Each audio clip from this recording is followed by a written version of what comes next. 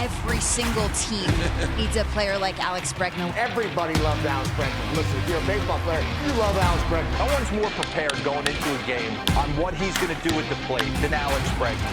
First at bat, returning to Houston, and he hits that one into the Crawford box, and that ball is gone. How about Alex Bregman? Are you kidding me? Outstanding play by Bregman. Bregman stabs with a dive. Gone! Bregman's going to have so many suitors for him to choose from. Breaking news from MLB's biggest bat that everyone wanted to know where he would land. The answer is the Chicago Cubs. Alex Bregman. The news broken by our own insider, Jon Heyman, to nearly 1 million followers on social media. He wrote, "Cubs are having a monster winter. Team looks stacked." Bregman's deal, 5 years, $175 million, full no trade. We welcome in Jon Heyman. This is huge news, seismic, Saturday night special. How did it come to pass? Well, the Cubs were interested last year. We know that. They didn't offer enough. He went to Boston with the opt-out, did opt out. I think most people felt that Boston had the inside track. He had a great year there. They were very happy with him, had an 821 OPS, and certainly was great in the clubhouse. And I think that's the reason all these teams wanted him. Toronto and Arizona, too, played kind of like Schwarber in terms of the clubhouse, where that has a big value. Now, obviously, he's an outstanding player, a past Gold Glove winner, an all-star, very, very good on the field, but off the field, I think, plays too, and that helped him get this deal, which is a very big deal for a 32-year-old, 5 years, 175. Considering that he turned down Detroit last year, and people question that at 171.5. He ended up with 40 with Boston and now 175. So he ended up with 215, another $40 million more. So he did well for himself. Right now, the Cubs look like a very, very good team. So last offseason, the Cubs pursued him but did not land him. What do you think was the biggest difference this time around?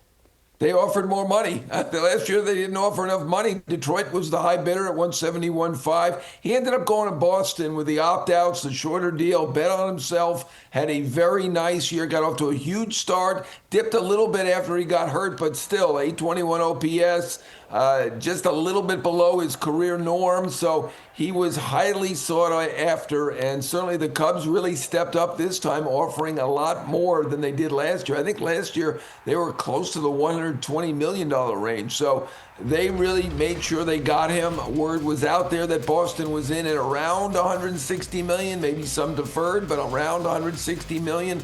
People figured he'd like to go back. He does live in Arizona, and Arizona is trying, and they gave it a shot. But he does go to the Cubs, a team that had tried for him previously as well. And I think you've also alluded to, when you said having a monster winter, the Cubs adding Edward Cabrera. What does this mean for that club as they look forward to this season?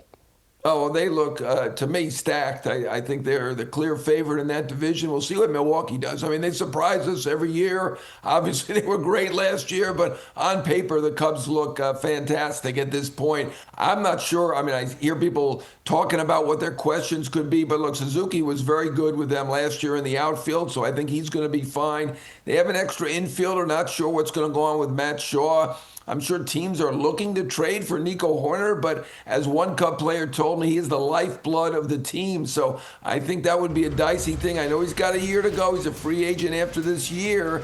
They could move Shaw to second base after this move, potentially, but you got Horner on the infield, you've got Swanson on the infield, and you've got Bregman on the infield. They already have 3 Gold Glove winners. Now they've added Bregman, potentially 4 Gold Glove winners. This is the best defensive team in Major League Baseball. I think you nailed it when you said the team looks stacked. What does this mean now for Kyle Tucker, Bo Bichette, Cody Bellinger? What is the shockwaves that are sent as a result of this move? Well, we know that Bellinger has been talking to the Yankees, and they have a gap right now, have not been able to get it done. The idea that Bregman at age 32 got 5 years might send a kind of a signal that Bellinger at 5 years may not get it done. They may have to go a little bit more than they have to get it done. Certainly, there are other teams interested in Bellinger. The Cubs were one of those teams. I am not sure they have another big signing, and then I would kind of doubt that. But certainly, the Dodgers potentially. maybe Toronto if they don't sign Tucker. Tucker is the #1 free agent on the market, and he's kind of apart, I think, from the others because he really, I mean, obviously we were talking about a $400 million deal for him. I'm not sure he's going to get that, but he should still be able to get a $300 million deal depending on where he wants to play. Could go for a shorter deal. Dodgers and Mets certainly are in it, as well as Toronto. I mean, we're January 10th. We still got 5 guys out there expecting to get a 9-figure, $100 million plus deal. That's a lot of guys, but they will get deals and they will be on teams come spring training. Breggy on the screen is still wearing his Red Sox gear, as you would expect. What's next for Boston in the wake of this move? Well, they were still looking for an infielder. I think they've had a good winter.